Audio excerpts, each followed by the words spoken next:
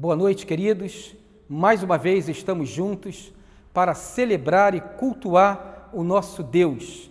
A minha oração é que o culto desta noite seja um canal da graça de Deus sobre a sua vida e que você experimente do Senhor um renovo da sua fé e do seu amor. Vamos orar? Feche os seus olhos. Pai, eu quero te agradecer, esse momento é tão importante, quando podemos louvar o teu santo nome e receber a tua palavra de vida, a ministração da tua vontade na nossa mente e no nosso coração. Que possamos, ó Pai, estarmos abertos, receptivos e desejosos de receber a tua palavra e que ela produza em nós tudo aquilo que é o teu querer para as nossas vidas. Em nome de Jesus, amém. Vamos então louvar ao Senhor junto com o ministério de louvor de nossa igreja. Obrigada, Senhor, porque o Senhor é o nosso Rei, o nosso Senhor, o nosso Salvador. Nós te agradecemos e queremos te pedir que tua presença nunca saia de nós. Que o Senhor continue a reinar nas nossas vidas, agora e sempre. Aleluia! Sobre toda a terra tu és o Rei, sobre as montanhas e o pôr do sol, uma coisa só eu desejo reinar de novo em mim, reinar em mim, com o teu poder, sobre a escuridão, sobre os sonhos meus, tu és o Senhor de tudo que sou. Reinar em mim, Senhor. Vem reinar, Senhor, sobre o meu pensar, sobre o meu falar. Sobre o meu pensar, tudo que eu falar, faz-me refletir a beleza que há em ti. Tu és para mim mais que tudo aqui. Vem reinar de novo em mim, reinar em mim, com o teu poder, sobre a escuridão, sobre os sonhos meus. Tu és o Senhor de tudo que sou.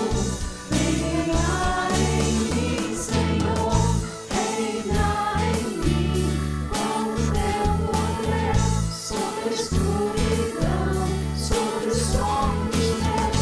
Tu és o Senhor de tudo que sou.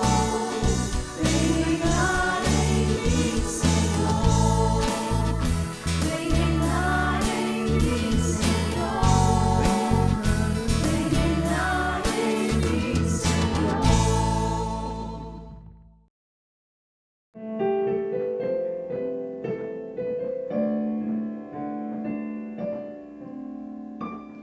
O meu Deus é o Deus do impossível.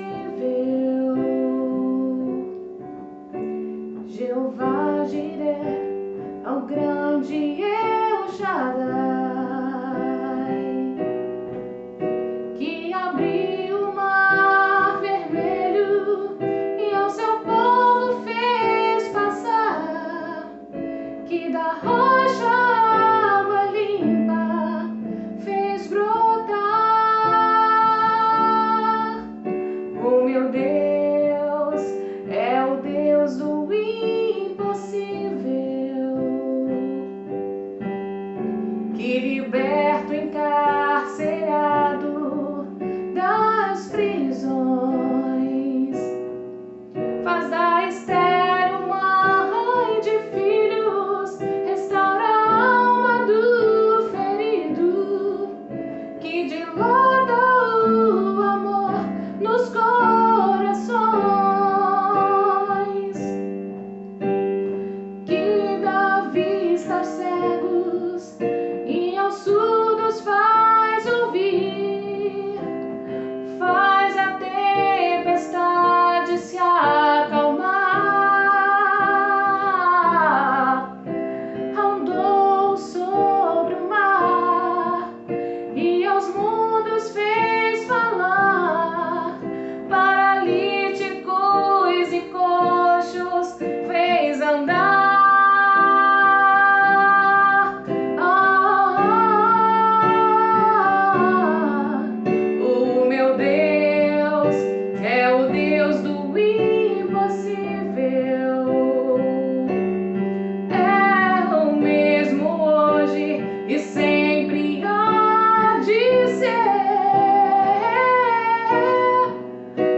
Meu Deus é o Deus do impossível, que fará o impossível pra você, que fará o impossível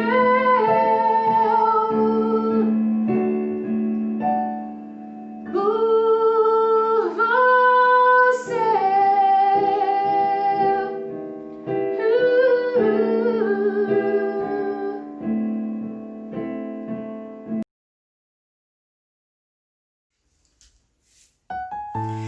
Ela é muito poderosa, ela é fonte de inspiração para muitos. É rica em sabedoria, afeto, cheia de amor e perdão, nos traz a salvação. Quem é ela? É a palavra do Senhor.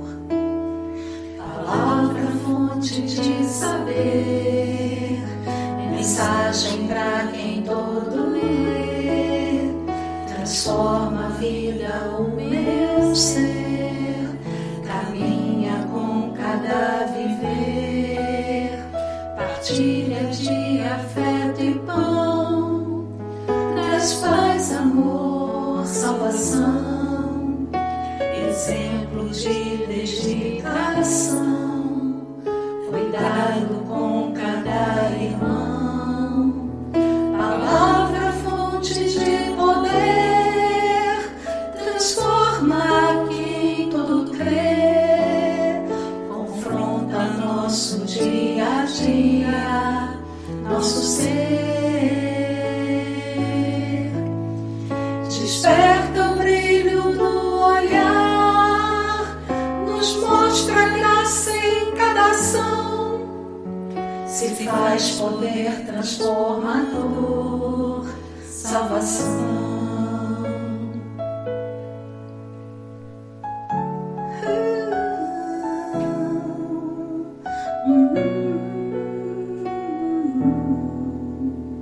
Palavra, fonte de saber, mensagem para quem todo lê, transforma a vida, o meu ser, caminha com cada viver, partilha de afeto e pão, traz paz, amor, salvação, exemplo de dedicação, cuidado com cada irmão, palavra, fonte de poder, transforma quem todo crê, confronta nosso dia a dia, nosso ser,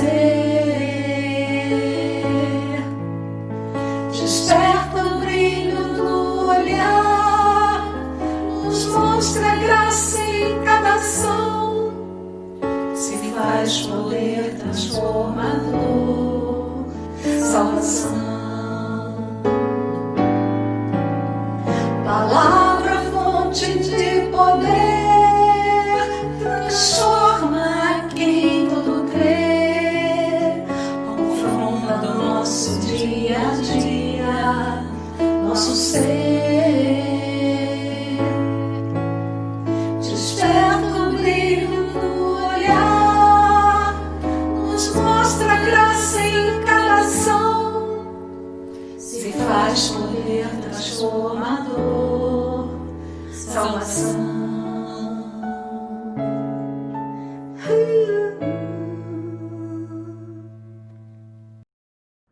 Nós estamos na série de mensagens O Poder Transformador do Evangelho. E hoje a nossa quinta mensagem vai estar baseada em Romanos capítulo 1, versículos de 18 a 32.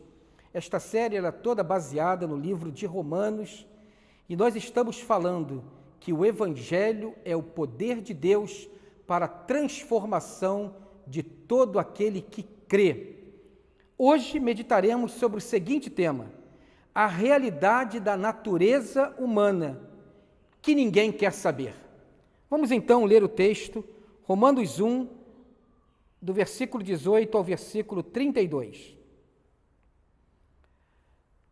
Portanto, a ira de Deus é revelada do céu contra toda a impiedade e injustiça dos homens que suprimem a verdade pela injustiça. Pois o que de Deus se pode conhecer é manifesto entre eles, porque Deus lhes manifestou. Pois desde a criação do mundo, os atributos invisíveis de Deus, seu eterno poder e sua natureza divina, têm-se vistos claramente, sendo compreendidos por meio das coisas criadas, de forma que tais homens são indesculpáveis. Porque, tendo conhecido a Deus, não o glorificaram como Deus, nem lhe renderam graças, mas os seus pensamentos tornaram-se fúteis e os seus corações insensatos se obscureceram. Dizendo-se sábios, tornaram-se loucos e trocaram a glória de Deus imortal por imagens feitas segundo a semelhança do homem mortal, bem como de pássaros, quadrúpedes e répteis. Por isso Deus os entregou à impureza sexual, segundo os desejos pecaminosos dos seus corações, para a degradação dos seus corpos entre si. Trocaram a verdade de Deus pela mentira e adoraram e serviram a coisa e seres criados em lugar do Criador, que é bendito para sempre. Amém. Por causa disso, Deus os entregou às paixões vergonhosas. Até suas mulheres trocaram suas relações sexuais naturais por outras, contrárias à natureza. Da mesma forma, os homens também abandonaram as relações naturais com as mulheres e se inflamaram de paixão uns pelos outros. Começaram a cometer atos indecentes, homem com homens, e receberam em si mesmo o castigo merecido pela sua perversão. Além do mais, visto que desprezaram o conhecimento de Deus, ele os entregou à sua própria disposição mental reprovável, para praticarem o que não deviam. Tornaram-se cheios de toda sorte de injustiça, maldade, ganância e depravação. Estão cheios de inveja, homicídios, rivalidades, engano e malícia. São bisbilhoteiros, caluniadores, inimigos de Deus, insolentes, arrogantes e presunçosos. Inventam maneiras de praticar o mal, desobedecem a seus pais, são insensatos, desleais, sem amor pela família, implacáveis. Embora conheçam o justo decreto de Deus, de que as pessoas que praticam tais coisas merecem a morte, não somente continuam a praticá-las, mas também aprovam aqueles que as praticam. Vamos então meditar sobre esse tema. Realidades da natureza humana que ninguém quer saber. A primeira ideia que eu quero lançar é a seguinte: a impiedade é a raiz de todos os pecados. É o ponto inicial e, ao mesmo tempo, o mais baixo da degradação humana, de onde nascem todos os males. O que é a impiedade? É quando você não considera a existência de Deus. É quando você despreza Deus e a sua palavra. Quando você decide viver por sua conta e risco, sendo você o critério de justiça, a referência de si mesmo. E esse pecado da impiedade, segundo esse texto, é a mãe de todos os pecados. Ele é o nascedouro de toda a maldade que pode brotar do coração do homem, da mente humana. Ou seja, uma desconsideração total de Deus, que gera uma desconsideração total da vida e das pessoas. É interessante porque esse texto nos remete ao Jardim do Éden. Ali, quando Deus criou o casal. Deus criou o casal e deu a eles uma lei. Eles podiam fazer o que quisessem. Podiam brincar na cachoeira, brincar na praia, dar nome para os bichinhos, curtir a parada, viverem aquela realidade maravilhosa. E tinham que cultivar o jardim, a profissão que o roceiro ensinou para o casal. Mas tinha uma negatividade, uma proibição, uma regra que era de proteção do próprio casal. Eles podiam fazer tudo, mas não podiam comer da árvore do conhecimento do bem e do mal. E Deus disse: o dia que vocês comerem, vocês morrerão. Pois bem, o homem e a mulher, o casal, foi ali no jardim, vivendo os seus dias, vivendo aquela rotina, e num belo momento se depararam com a serpente. A serpente então começa a conversar com o casal, tendo como interlocutora a mulher. E ali, conversando com a mulher, ela diz: olha, o dia que você comer dessa árvore, o dia que você desrespeitar essa proibição de Deus, você vai ser como Deus, e você vai saber o que é certo e o que é errado. É interessante isso, porque eles já sabiam que era certo e errado. Apenas quem tinha dito a eles era Deus, e eles não estavam aceitando aquilo.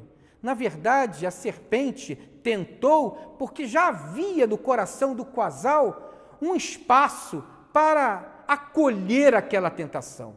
O homem e a mulher queriam ser autorreferentes. Ao invés de obedecerem a Deus e à lei de Deus, queriam criar para si a sua própria lei.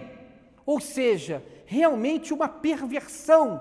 Quando diante da lei de Deus, cria a sua própria lei e a burla, exatamente para ser como Deus. A mulher, então, ali junto com o homem, experimentam do fruto, desobedecem a Deus, e o que acontece? Eles chegam a essa plenitude? Eles ficam absolutos? Eles se tornam como Deus? Não. A queda. A partir daquele momento, a história humana, preste muita atenção, a história humana passa a ser um caminho de morte e para a morte. Todos os demais pecados, todas as demais degradações, todos os demais rompimentos, todas as demais destruições, nada mais são do que a produção de um caminho de morte para a morte. Ou seja, naquele momento, o casal, o homem, a humanidade faz uma opção de viver por sua conta e risco e, ao invés de ter a plenitude, experimenta a morte. Naquele momento, aquele casal que fora criado à imagem e semelhança de Deus, agora passa a ser a imagem de si mesmo, a imagem de Adão, a imagem daquilo que eles decidiram ser. É mais ou menos como se você pegasse um boneco de pano e colocasse diante de você. Você, como ser humano, seria a imagem de Deus, e aquele boneco de pano seria a imagem de você mesmo. Exatamente como um boneco é uma reprodução da gente. E aí, então, tudo passa a ser degradação e morte. É muito importante você entender isso, porque a maldade não é uma opção do homem, não é uma escolha do homem. A verdade é que essa escolha foi tomada no jardim, e nós já nascemos em pecado, como diz Davi no seu salmo. Ou seja, nós já somos naturalmente maus. Por isso que o apóstolo Paulo aos Romanos vai dizer que todos pecaram e separados estão de Deus, e de que não há um justo sequer. Todos nós somos maus. E que maldade original, básica e mais profunda é essa? A da impiedade. Quando o homem decide viver sem Deus, ele se desagrega de si mesmo, se desagrega um do outro e passa a transformar a vida em morte. Mas é interessante porque a vida foi criada por Deus e não pelo homem. E aí que você precisa entender. A justiça de Deus se manifesta não como uma punição, como uma foice que vai arrancar o homem, como quem arranca uma planta que está podre, mas vem na figura de Jesus Cristo. O Evangelho é a boa nova de que esse homem jamais conseguirá pagar pelos seus pecados e jamais parará de pecar. Mas aí vem Jesus, o Filho de Deus, o Deus entre nós, o homem que resgata essa imagem do homem criado à semelhança de Deus, aquele que não pecou, e esse homem morre na cruz para pagar pelos nossos pecados, pelos seus, pelos meus, pelos de toda a humanidade em toda a história. Ou seja, quando Deus expulsa o homem do jardim, e o homem está agora para experimentar a morte, e a sua vida ruma à morte, e é uma produção de morte, Deus também se expulsa e ali decide. Por isso ele fala que nascerá do ventre da mulher aquele que esmagaria a cabeça da serpente. Deus decide resgatar o homem, pagar pelo seu pecado e trazer o homem à vida. A morte não seria a última palavra e o pecado não teria o seu triunfo, porque o Evangelho veio até nós, a boa nova de que Deus está nos resgatando através do sacrifício de Cristo e nos trazendo de volta à vida. Então é muito importante você entender isso. A impiedade é a mãe de todos os males. Segunda ideia importante é de que essa impiedade, ela passa a ser a tônica da vida humana e de todas as Romas dos dias atuais. Ou seja, o ateísmo, a idolatria e a idolatria de si mesmo passa a ser o norte do homem. O homem, então, no seu caminho de morte e de produção de morte, tem como tônica, como marca de principal da sua vida, abandonar Deus e desconsiderar Deus. Naturalmente, cada um de nós vai se afastar de Deus e virar o rosto para Ele. Mesmo num caminho de morte, mesmo num caminho de degradação, mesmo experimentando as suas piores dores, sempre a nossa decisão natural será nos afastarmos de Deus. Não há um justo sequer. O apóstolo Paulo, em Romanos 7, vai dizer que não existe nada de bom em mim. É o que o apóstolo Paulo diz. Ou seja, é preciso que os filhos de Deus, é preciso que a igreja, é preciso que o portador do Evangelho entenda isso. Toda vez que nós levantamos o Evangelho e levantamos essa verdade de que o homem é naturalmente mau, iremos provocar desacordo, ruptura, constrangimento e perseguição. Como disse Jesus, bem-aventurados serão vocês se os perseguirem por causa da justiça. E se a justiça de Deus é o Evangelho, naturalmente seremos perseguidos quando falarmos que o homem por si só vai buscar a morte e a degradação, e que se não for a graça de Deus em Cristo, o homem perecerá nesse mundo de morte. Isso é agressivo, porque é um convite que o homem quebre com a impiedade e volte a se submeter à lei de Deus. Esse ateísmo e essa idolatria vem se revelar-se hoje no modo de vida do homem viver. Um homem voltado para si mesmo, egoísta, e nesse momento da nossa história, dominado pelo consumismo, pelo mercado, pela exploração, pelo uso e abuso, essa impiedade fez nascer no homem um sentimento de indignação pela vida e de degradação de tudo, inclusive do seu próximo. Terceira coisa importante é que a realidade humana é essa que ninguém quer saber. E que realidade é essa? A realidade de que nós estamos em pecado. Vivemos em pecado e naturalmente seremos pecadores. O que o apóstolo está descrevendo é um processo de juízo. E como é que é esse juízo? Ele deixa isso muito claro nesse texto que nós lemos. Deus aplica o seu juízo entregando o homem para si mesmo, dizendo a esse homem: você quer viver em impiedade? Você quer viver na sua maldade? Você quer viver esse caminho para a morte e de morte? Então chafurde-se nessa lama, coma dessa bolota, coma da sua própria maldade. É a manifestação da justiça de Deus silenciosa, invisível, que é entregar o homem a si mesmo. É o que o apóstolo Paulo fala aqui em Romanos 1. Deus os entregou às suas próprias paixões e degradação. E aí todo tipo de degradação moral, uso e abuso, falta de respeito, de dignidade, de desonra, faz parte da vida humana. Se não, veja só a listinha. Injustiça, roubar os direitos dos homens e de Deus. Não vivemos em injustiça? Malícia, aquela maldade sedutora que quer arrastar outros para a maldade. A avareza, aquele desejo sem limite de ter. Para ter, o homem vai matar até os seus amores.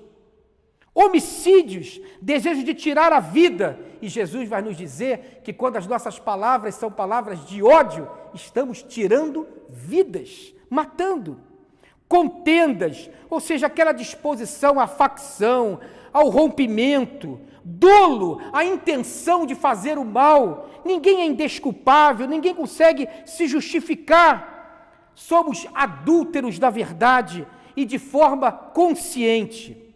Malignidade, pessoas que sempre supõem o pior dos outros, supõem e pressupõem o pior de todos, dos outros. Difamadores, ou seja, de ouvido em ouvido, matando vidas. Caluniadores, que não têm o problema de propagar as suas mentiras publicamente. Aborrecedores de Deus, se pudessem, matavam Deus, eliminavam Deus da história das suas vidas.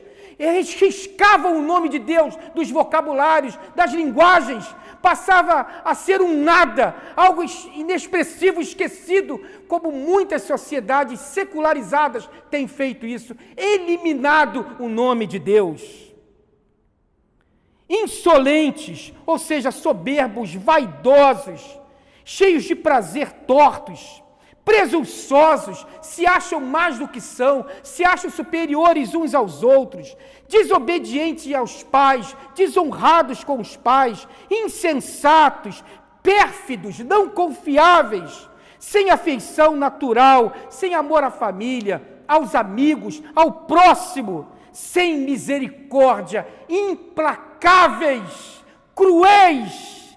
E como diz o versículo 32, merecem a morte, não somente continuam a praticar todas essas maldades, mas também aplaudem, aprovam e elogiam os que fazem isso. Ou seja, essa é a nossa realidade.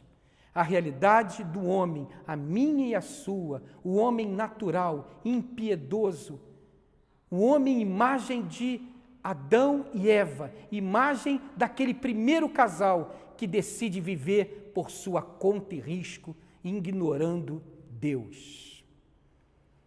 Mas aí o apóstolo Paulo vai dizer, em Romanos 1,16, eu não me envergonho do Evangelho, porque é o poder de Deus para salvar todo aquele que crê. Esse Evangelho que é Jesus Cristo, é a graça de Deus, que pode nos salvar e nos trazer de novo a essa imagem e semelhança de Deus, imagem corrompida, destruída e perdida quando pecamos. Só o Evangelho pode salvar as nossas vidas. Nada mais pode te afastar de Deus do que a incapacidade de ver que você precisa dele, que você necessita dele. Quando o nosso coração está tomado de vaidade e a gente vê a nossa vida se quebrando, se destruindo, mas mesmo assim a gente insiste em dizer, é por minha conta e risco, eu dou conta, eu tenho como suportar, eu tenho como reverter, eu tenho como mudar essa história. É interessante porque Jesus vai nos dizer, lá em Marcos 2,17, que ele veio para os doentes. Ele não veio para aqueles que se consideram sãos, nem para aqueles que são justos. Ele não está dizendo que existem justos, mas está dizendo daqueles que se acham justos. Aqueles que, mesmo vendo toda a degradação da vida, continuam afirmando que Deus não existe e se acham justos. O que eu estou dizendo é que você não pode se curar sozinho e se salvar sozinho. O mesmo acontece com os nossos problemas. Quando a gente tenta esconder, as nossas crises, em geral, o que acontece? Somos tragados por elas. Um abismo vai chamando outro abismo e quando a gente abre os olhos, estamos no meio de um buraco que está engolindo a nossa vida. Todos estão em pecados. E se a gente ignora isso, nós estamos fazendo Deus um mentiroso e nos auto-enganando na nossa mentira também. Mas é exatamente nessa realidade de obscuridade, do homem perdido de si mesmo, num caminho de morte e gerando frutos de morte, produzindo morte, é que o Evangelho se levanta com todo o seu esplendor. Porque Jesus veio buscar o que se havia perdido. Jesus veio buscar eu e você. Eu queria que você agora parasse e pensasse um pouco a sua vida, a rotina da sua vida e a marca da sua vida. Certamente você vai olhar para dentro de si e vai entender como eu, que nós, essencialmente, somos maus. A gente até se esforça, temos até ilhas de justiça, ilhas de caridade, ilhas de generosidade, mas estamos sempre sendo puxados para algo destrutivo. É incrível como a gente consegue repetir os mesmos comportamentos. A gente se recupera um pouco, consegue passar, às vezes, um tempo sem aquilo, mas daqui a pouco caímos no mesmo erro. É uma repetição em cima de repetição que vai consumindo, tirando as nossas forças. É para nós, para mim e para você, que veio o Evangelho. E eu queria te convidar hoje a abrir o seu coração para esse Evangelho, que é o poder de Deus, que transforma todo aquele que crê, capaz de te salvar dos seus pecados. Diz assim o apóstolo João: se eu confessar os meus pecados, Ele é fiel e justo para me perdoar os pecados e me purificar de toda injustiça. Por que isso? Porque há o Evangelho, e o Evangelho me diz que Jesus veio ao mundo pagar com a sua vida pelos meus, pelos seus pecados, pelos nossos pecados. Temos o perdão de Deus se assumirmos que necessitamos dele e se buscarmos ele de todo o nosso coração. Para que insistir em salvar-se a si mesmo?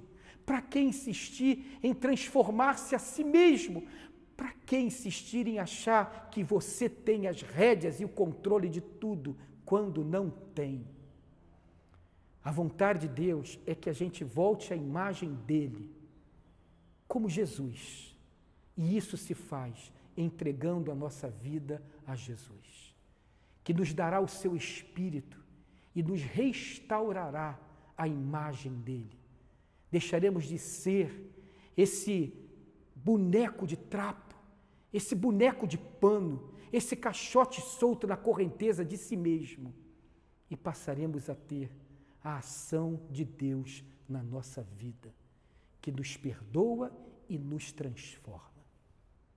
Você quer entregar a sua vida a Jesus?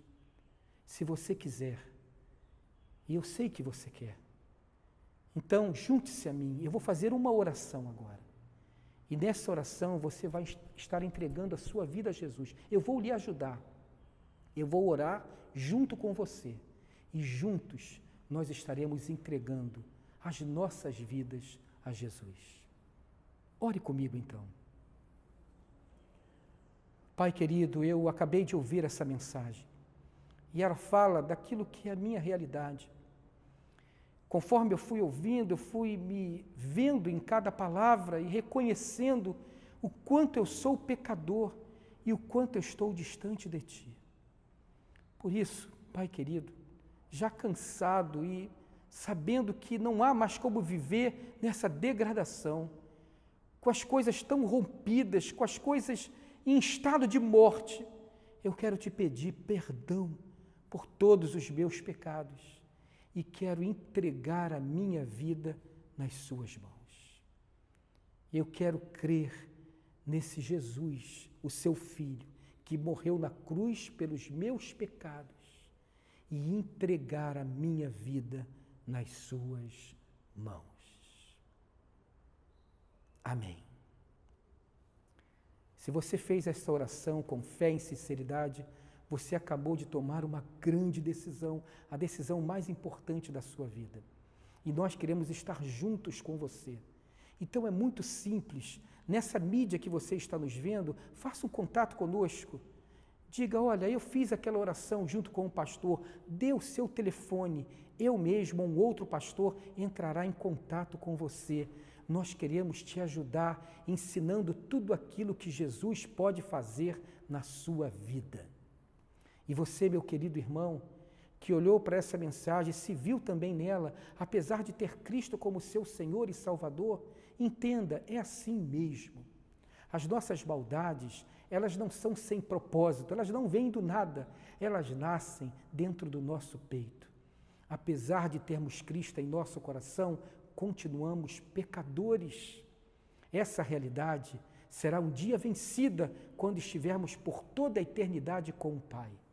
Mas nessa caminhada, continuaremos nessa luta, nesse conflito, mas não sozinhos. Temos o Espírito Santo que habita em nós, é Ele que nos sustenta, clareia o nosso entendimento, é Ele que nos ampara e nos fortalece na vida cristã. Então, seja qual for o pecado, a dificuldade, não tenha medo de confessar a Jesus e de começar hoje um novo momento na sua vida. Amém. Vamos então orar, encerrando o culto desta noite. Que Deus te abençoe grandemente. Que o amor de Deus, o nosso Pai, que a graça redentora do nosso Senhor Jesus Cristo e as consolações do Espírito Santo estejam com você, com a sua família, esteja visitando os lares enlutados, sofridos, em conflito, com enfermidades, problemas financeiros, trazendo lucidez, paz, renovando a fé e a coragem e abençoando os hospitais, abençoando os enfermos, os leitos e esses anjos de azul, os verdadeiros guerreiros do Brasil que estão ali na trincheira, no fronte, arriscando a sua vida para acolher os nossos enfermos. Que Deus os abençoe e os proteja de todo mal e que o Senhor nos dê uma vida abençoada e abençoadora. Amém.